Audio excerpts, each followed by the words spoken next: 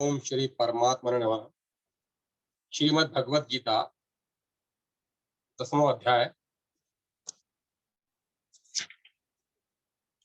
अर्जुन बोले, जो भक्त इस प्रकार 11वें अध्याय के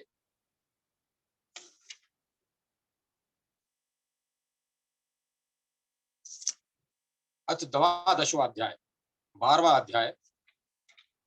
अर्जुन बोले, जो भक्त इस प्रकार 11वें अध्याय के 55वें श्लोक के अनुसार निरंतर आप में लगे रहे, आप सगुण सकार की उपासना करते हैं और जो अविनाशी निर्गुण निराकार की ही उपासना करते हैं, उन दोनों में से उत्तम योग वेत्ता कौन है? श्री भगवान बोले, मुझ में मन को लगाकर नित्य निरंतर मुझ में लगे हुए जो भक्त परम श्रद्धा से युक्त होकर मेरी सगुण साकार की उपासना करते हैं, मेरे मत में सर्वश्रेष्ठ योगी है। और जो अपने इंद्रिय समूह को भली भांति वश में करके निरंतर चिंतन में न आने वाले, सब जगह परिपूर्ण, देखने में न आने वाले निर्विकार अचल ध्रुव अक्षर और अव्यक्त की तत्परता से उपासना करते हैं, वे प्राणी मात्र के हित में प्रीति रखने वाले और सब जगह समबुद्धि वाले मनुष्य मुझे ही प्राप्त होते हैं।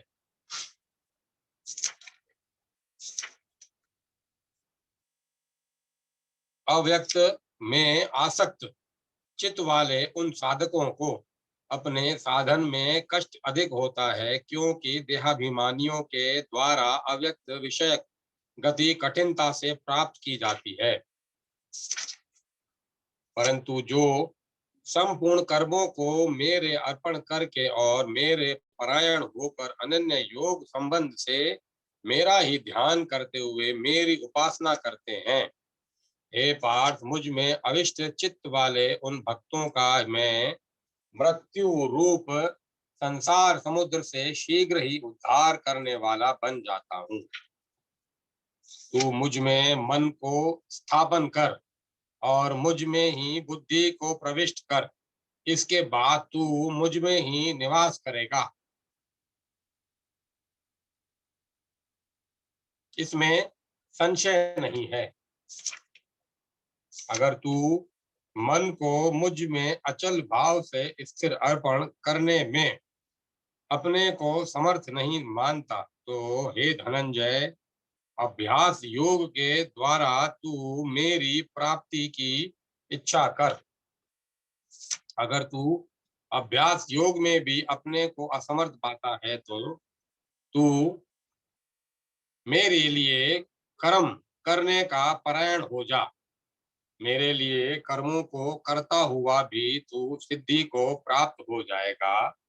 अगर मेरे योग समता के आश्रित हुआ, तो इस पूर्व श्लोक में कहे गए साधन को भी करने में अपने को असमर्थ पाता है, तो मन इंद्रियों को वश में करके संपूर्ण कर्मों के फल की इच्छा का त्याग कर।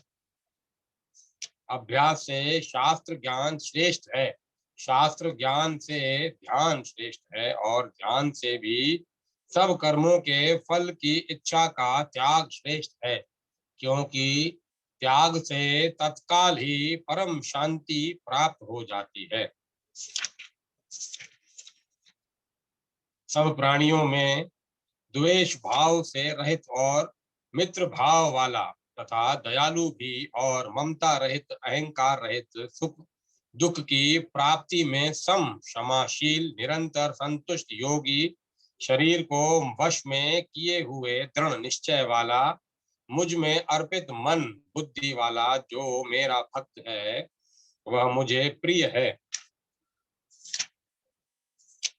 जिससे कोई भी प्राणी उद्विग्न शुभ नहीं होता।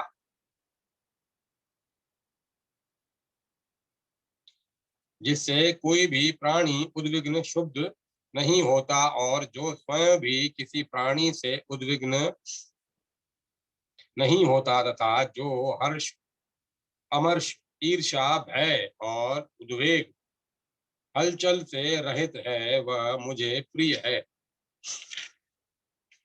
जो अपेक्षा, आवश्यकता से रहित, बाहर भीतर से पवित्र, चतुर, उदासीन, व्यथा से रहित और सभी आरंभों का अर्थात नए नए कर्मों के आरंभ का सर्वथा त्यागी है, वह मेरा भक्त मुझे प्रिय है। जो न कभी हर्षित होता है, न द्वेष करता है, न शोक करता है, न कामना करता है, और जो शुभ अशुभ कर्मों से ऊंचा उठा हुआ राग द्वेष रहित है, वह भक्तिमान व्यक्ति मनुष्य मुझे प्रिय है। जो शत्रु और मित्र में तथा मान अपमान में सम है और शीत उष्ण शरीर की अनुकूलता प्रतिकूलता तथा सुख दुख मन बुद्धि की अनुकूलता प्रतिकूलता में सम है एवं आसक्ति रहित है, और जो निंदा स्तुति को समान समझने वाला मननशील, जिस किसी प्रकार से भी शरीर का निर्वाह होने न होने में संतुष्ट रहने के स्थान तथा शरीर में ममता आसक्ति से रहित और स्थिर बुद्धि वाला है, वह मनुष्य, भक्तिमान मनुष्य मुझे प्रिय है।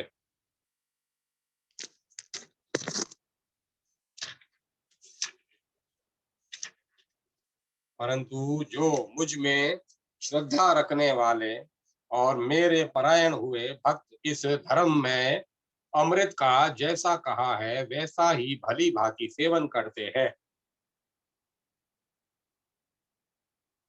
वे मुझे अत्यंत प्रिय हैं। 12वां अध्याय समाप्त। 13वां अध्याय। श्री भगवान बोले, हे कुंती पुत्र अर्जुन, यह रूप से कहे जाने वाले शरीर को क्षेत्र इस नाम से कहते हैं, और इस क्षेत्र को जो जानता है उसको ज्ञानी लोग क्षेत्रज्ञ इस नाम से कहते हैं। हे भरत वंशोद्भव अर्जुन, तू संपूर्ण क्षेत्रों में क्षेत्रज्ञ मुझे ही समझ, और क्षेत्र क्षेत्रज्ञ का जो ज्ञान है वही मेरे मत में ज्ञान है। वह क्षेत्र जो है और जैसा है तथा जिन विकारों वाला है और जिससे जो पैदा हुआ है, तथा वह क्षेत्रज्ञ भी जो है और जिस प्रभाव वाला है, वह सब संक्षेप में मुझसे सुन। यह क्षेत्र क्षेत्रज्ञ का तत्व ऋषियों के द्वारा बहुत विस्तार से कहा गया है तथा वेदों की ऋचाओं द्वारा बहुत प्रकार से विभाग पूर्वक कहा गया है, और युक्ति युक्त एवं निश्चित किए हुए ब्रह्म सूत्र के पदों द्वारा भी कहा गया है। मूल, प्रकृति और समिष्ट बुद्धि, महतत्व, समिष्ट अहंकार, 5 महाभूत और 10 इंद्रियां, एक मन तथा पांचों इंद्रियों के 5 विषय, यही 24 तत्वों वाला क्षेत्र है।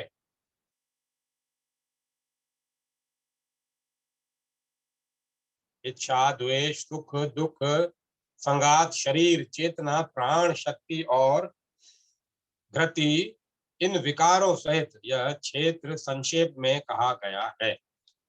अपने में श्रेष्ठता का भाव न होना, दिखावटीपन न होना, अहिंसा, क्षमा, सरलता, गुरु की सेवा, बाहर भीतर की शुद्धि, स्थिरता और मन का वश में होना,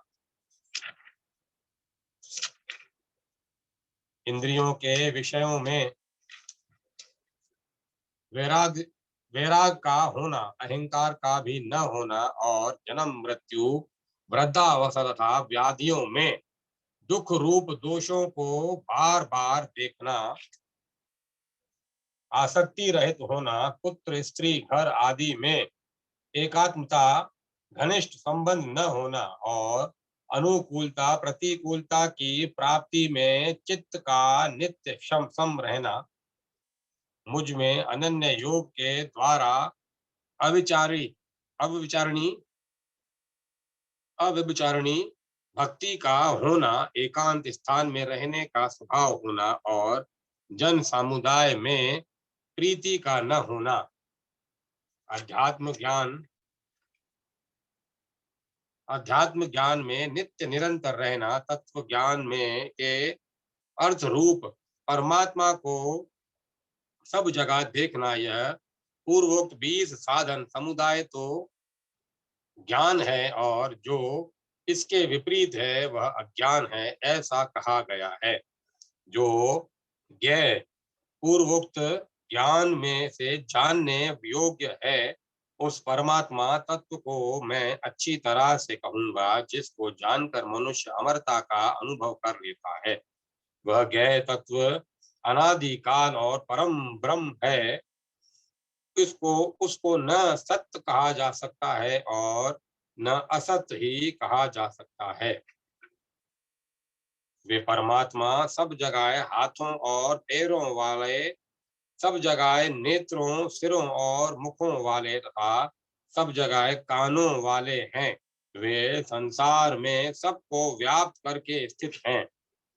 वे परमात्मा संपूर्ण इंद्रियों से रहित हैं और संपूर्ण इंद्रियों के विषयों को प्रकाशित करने वाले हैं, आसक्ति रहित हैं और संपूर्ण संसार का भरण पोषण करने वाले हैं तथा गुणों से रहित हैं और संपूर्ण गुणों के भोक्ता हैं।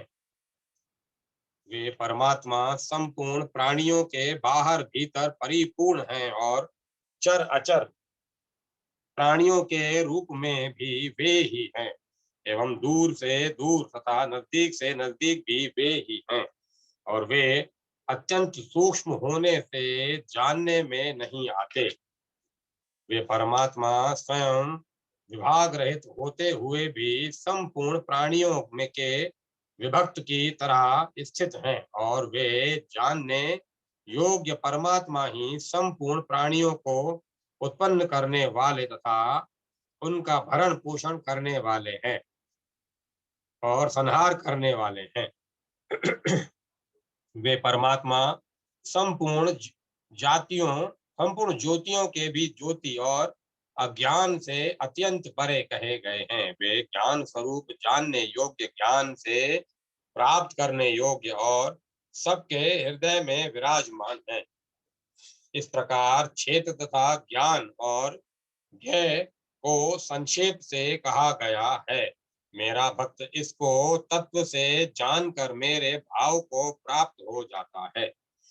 प्रकृति और पुरुष दोनों को ही तुम अनादि समझो और विकारों को तथा गुणों को भी प्रकृति से ही उत्पन्न समझो। कार्य और करण के द्वारा होने वाले क्रियाओं को उत्पन्न करने में प्रकृति हेतु कही जाती है और सुख दुखों के भोक्तापन में पुरुष हेतु कहा जाता है। प्रकृति में स्थित पुरुष जीव ही प्रकृति जन्य गुणों का भोक्ता बनता है और गुणों का संग ही इसके ऊंच नीच योनियों के में जन्म लेने का कारण बनता है। शरीर के साथ संबंध होने से उपद्रष्टा उसके बाद मिलकर सम्मति अनुमति देने में उन्मुक्तता, अपने को उसका भरण पोषण करने वाला मानने से भरता, उसके संग से सुख दुख भोगने से भोगता और अपने को उसका स्वामी मानने से महेश्वर बन जाता है। परंतु स्वरूप से यह पुरुष परमात्मा इस नाम से कहा जाता है। यह इस देह में रहता हुआ भी देह से पर सर्वथा संबंध रहित ही है। इस प्रकार पुरुष को और गुणों के सहित प्रकृति को जो मनुष्य अलग अलग जानता है, वह सब तरह का बर्ताव करता हुआ भी फिर जन्म नहीं लेता। कोई मनुष्य ध्यान योग के द्वारा, कई सांख्य योग के द्वारा और कई कर्म योग के द्वारा अपने आप में परमात्मा तत्व का अनुभव करते हैं। दूसरे मनुष्य इस प्रकार ध्यान योग, सांख्य योग, कर्म योग और आदि साधनों को नहीं जानते, पर दूसरों से जीवन मुक्त महापुरुषों से सुनकर ही उपासना करते हैं। ऐसे वे सुनने के अनुसार आचरण करने वाले मनुष्य भी मृत्यु को तर जाते हैं। हे भरतवंशियों में श्रेष्ठ अर्जुन, स्थावर और जगम जितने भी प्राणी पैदा होते हैं, उनको तुम क्षेत्र और क्षेत्रज्ञ के संयोग से उत्पन्न हुए समझो। जो नष्ट होते हुए संपूर्ण प्राणियों में परमेश्वर को नाश रहित और सम रूप से स्थित देखता है, वही वास्तव में सही देखता है। क्योंकि सब जगह सम रूप से स्थित ईश्वर को सम रूप से देखने वाला मनुष्य अपने आप से अपनी हिंसा नहीं करता, इसीलिए वह परम गति को प्राप्त हो जाता है।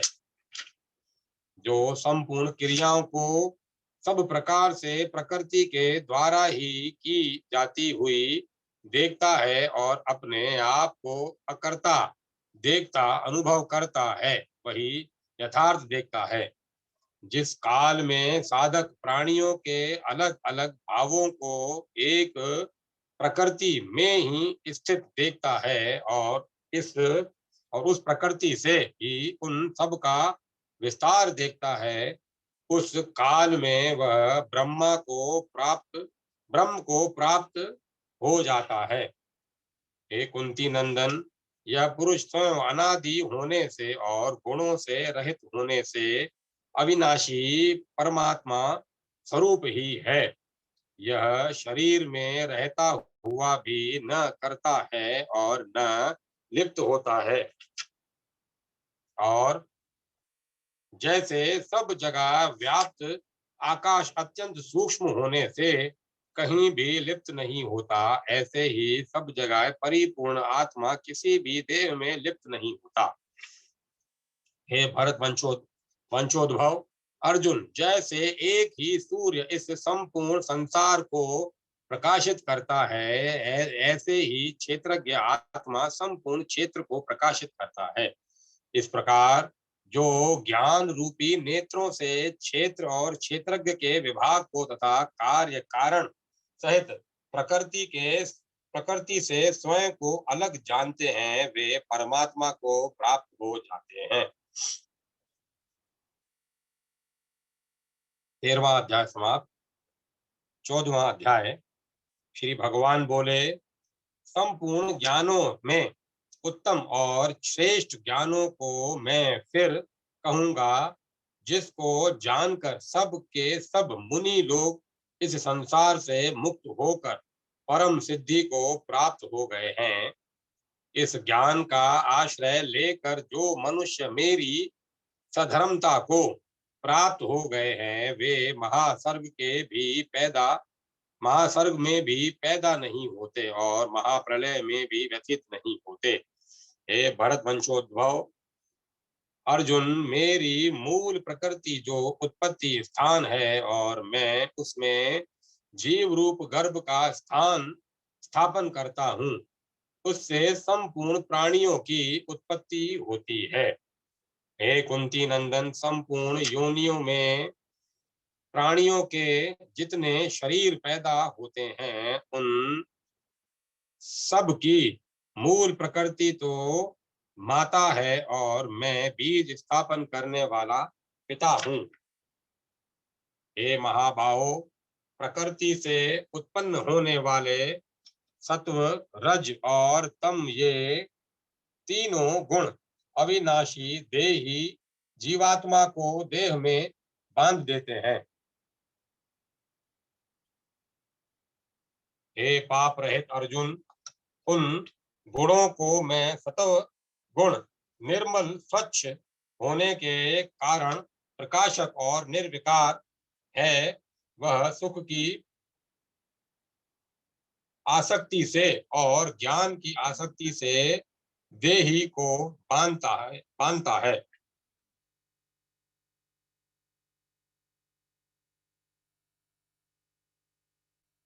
हे कुंती नंदन, तृष्णा और आसक्ति को पैदा करने वाले रजोगुण को तुम राग स्वरूप समझो। वह कर्मों की आसक्ति से देही जीवात्मा को बांधता है। और हे भरतवंशी अर्जुन, संपूर्ण देहधारियों को मोहित करने वाले तमोगुण को तुम अज्ञान से उत्पन्न होने वाला समझो। वह प्रमाद, आलस्य और निद्रा के द्वारा देह के साथ अपना संबंध मानने वालों को बांधता है। हे भारतवंशोद्भव अर्जुन, सतोगुण सुख में और रजोगुण कर्म में लगाकर मनुष्य पर विजय करता है, परंतु तमोगुण ज्ञान को ढककर एवं प्रमाद में लगाकर मनुष्य पर विजय करता है। हे भरत वंशोद्भव अर्जुन, रजोगुण और तमोगुण को दबाकर सतोगुण बढ़ता है, सतोगुण और तमोगुण को दबाकर रजोगुण बढ़ता है, वैसे ही सतोगुण और रजोगुण को दबाकर तमोगुण बढ़ता है। जब इस मनुष्य शरीर में सब द्वारों, इंद्रियों और अंतःकरण में प्रकाश, स्वच्छता और विवेक प्रकट हो जाता है, तब यह जानना चाहिए कि सतोगुण बढ़ा हुआ है। हे भरतवंश में श्रेष्ठ अर्जुन, रजोगुण के बढ़ने पर लोभ प्रवृत्ति, कर्मों का आरंभ, अशांति और स्पृहा, ये वृत्तियां पैदा होती हैं। हे कुरुनंदन, तमोगुण के बढ़ने पर अप्रकाश, अप्रवृत्ति तथा प्रमाद और मोह, ये वृत्तियां भी पैदा होती हैं।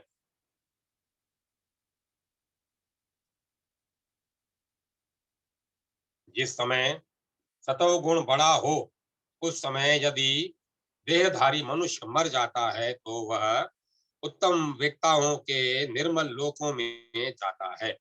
रजोगुण के बढ़ने पर मरने वाला प्राणी कर्म संगी मनुष्य योनि में जन्म लेता है, और तमोगुण के बढ़ने पर मरने वाला मूढ़ योनियों में जन्म लेता है।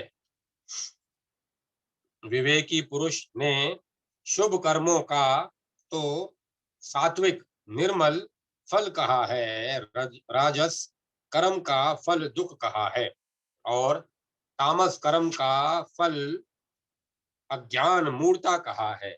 सतोगुण से ज्ञान और रजोगुण से लोभ आदि ही उत्पन्न होते हैं। तमोगुण से प्रमाद, मोह और अज्ञान भी उत्पन्न होते हैं। सतोगुण में स्थित मनुष्य उधर्व लोकों में जाते हैं। रजोगुण में स्थित मनुष्य मृत्यु लोक में जन्म लेते हैं, और निंदनीय तमोगुण की वृत्ति में स्थित तामस मनुष्य अधोगति में जाते हैं।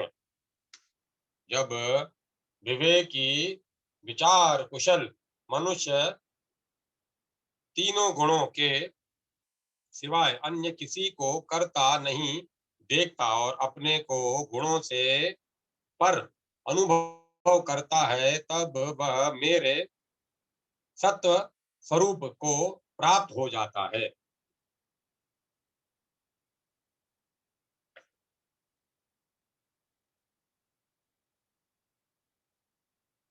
देहधारी विवेकी मनुष्य देह को उत्पन्न करने वाले इन तीनों गुणों का अतिक्रमण करके जन्म, मृत्यु और वृद्धावस्था रूप दुखों से रहित हुआ अमरता का अनुभव करता है।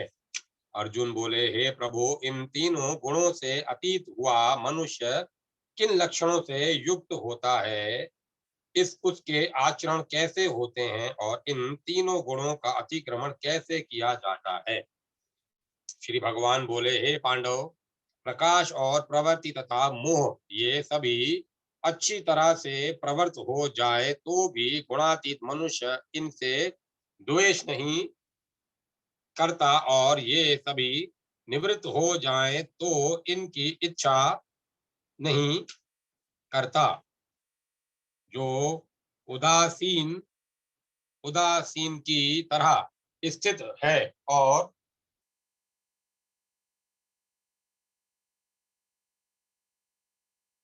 जो गुणों के द्वारा विचलित नहीं किया जा सकता तथा गुण ही गुणों में बरत रहे हैं, इस भाव से जो अपने स्वरूप में ही स्थित रहता है और स्वयं कोई भी चेष्टा नहीं करता। जो धीर मनुष्य दुख सुख में सम तथा अपने स्वरूप में स्थित रहता है, जो मिट्टी के ढेले पत्थर और सोने में सम रहता है, जो प्रिय अप्रिय में सम रहता है, जो अपनी निंदा स्तुति में सम रहता है, जो मान अपमान में सम रहता है, जो मित्र शत्रु के पक्ष में सम रहता है, और जो संपूर्ण कर्मों के आरंभ का त्यागी है, वह मनुष्य गुणातीत कहा जाता है।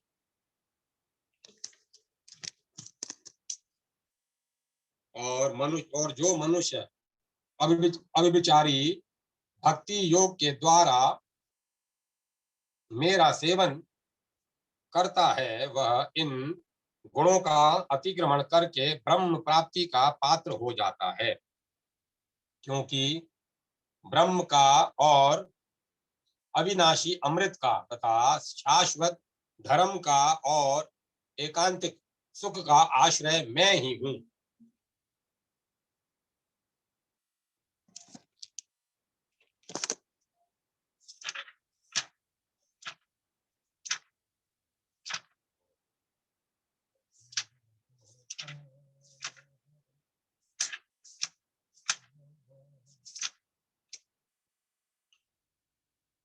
14वां अध्याय समाप्त। 15वां अध्याय। श्री भगवान बोले, ऊपर की ओर मूल वाले तथा नीचे की ओर शाखा वाले जिस संसार रूप अश्वत्थ वृक्ष को प्रभा रूप से अव्यय कहते हैं और वेद जिसके पत्ते हैं, उस संसार वृक्ष को जो जानता है वह संपूर्ण वेदों को जानने वाला है।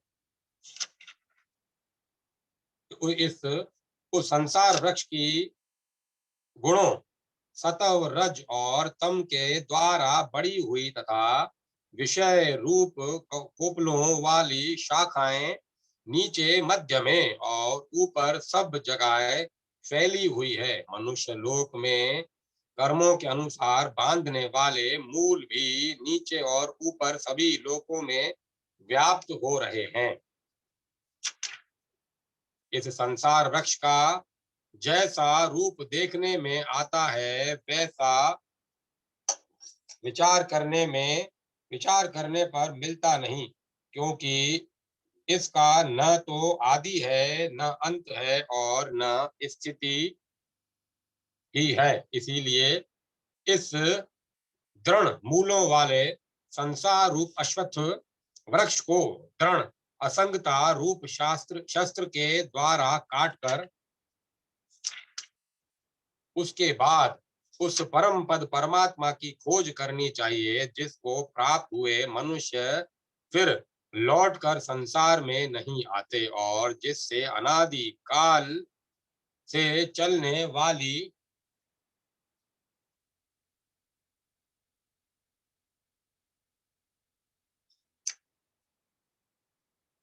यह सृष्टि विस्तार को प्राप्त हुई है। इस आदि पुरुष परमात्मा के ही मैं शरण हूँ,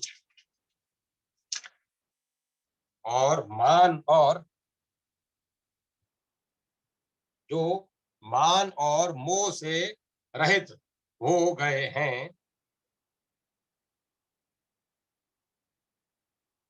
जो मान और मोह से रहित हो गए हैं, जिन्होंने आसक्ति से होने वाले दोषों को जीत लिया है, जो नित्य निरंतर परमात्मा में ही लगे हुए हैं, जो अपनी दृष्टि से संपूर्ण कामनाओं से रहित हो गए हैं, जो सुख दुख नाम वाले द्वंद्वों से मुक्त हो गए हैं, ऐसे ऊंची स्थिति वाले मोह रहित साधक भक्त उस अविनाशी परम पद परमात्मा को प्राप्त होते हैं। उस परम पद को न सूर्य, न चंद्र और न अग्नि ही प्रकाशित कर सकती है, और जिसको प्राप्त होकर जीव लौटकर संसार में नहीं आते, वही मेरा परम धाम है। इस संसार इस संसार में जीव बना हुआ आत्मा स्वयं मेरा ही सनातन अंश है, परंतु वह प्रकृति में स्थित मन और पांचों इंद्रियों को आकर्षित करता है, अपना मान लेता है। जैसे वायु गंध के स्थान से गंध को ग्रहण करके ले जाती है, ऐसे ही शरीर आदि का स्वामी बना हुआ जीवात्मा भी जिस शरीर को छोड़ता है, वहां से इन मन सहित इंद्रियों को ग्रहण करके फिर जिस शरीर को प्राप्त होता है, उसमें चला जाता है। यह जीवात्मा मन का आश्रय लेकर ही श्रोत्र और नेत्र तथा त्वचा, रसना और घ्राण, इन पांच इंद्रियों द्वारा विषयों का सेवन करता है।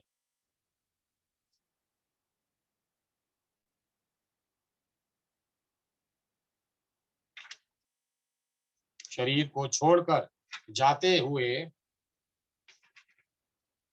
या दूसरे शरीर में स्थित हुए अथवा विषयों को भोगते हुए भी गुणों से युक्त जीवात्मा के स्वरूप को मूढ़ मनुष्य नहीं जानते, ज्ञान रूपी नेत्रों वाले ज्ञानी मनुष्य ही जानते हैं। यत्न करने वाले योगी लोग अपने आप में स्थित इस परमात्म तत्व का अनुभव करते हैं, परंतु जिन्होंने अपना अंतःकरण शुद्ध नहीं किया है, ऐसे अविवेकी मनुष्य यत्न करने पर भी इस तत्व का अनुभव नहीं करते। सूर्य को प्राप्त हुआ जो तेज संपूर्ण जगत को प्रकाशित करता है, और जो तेज चंद्रमा में है तथा जो तेज अग्नि में है, उस तेज को मेरा ही जान। मैं ही पृथ्वी में प्रविष्ट होकर अपनी शक्ति से समस्त प्राणियों को धारण करता हूँ, और मैं ही रस स्वरूप चंद्रमा होकर समस्त औषधियों वनस्पतियों को पुष्ट करता हूँ। प्राणियों के शरीर में रहने वाला मैं प्राण अपान से युक्त वैश्वानर जठराग्नि होकर चार प्रकार के अन्न को पचाता हूँ। मैं मैं ही संपूर्ण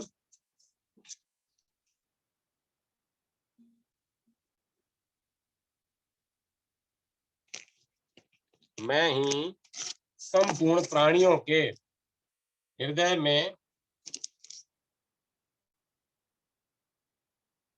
स्थित हूँ तथा मुझसे ही स्मृति, और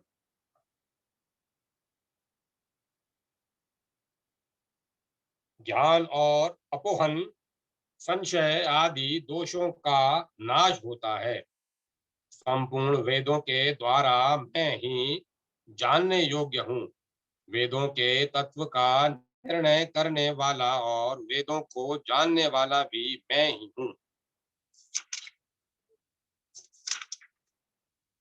इस संसार में शर नाशवान और अक्षर अविनाशी, ये दो प्रकार के ही पुरुष हैं। संपूर्ण प्राणियों के शरीर शर और जीवात्मा अक्षर कहा जाता है।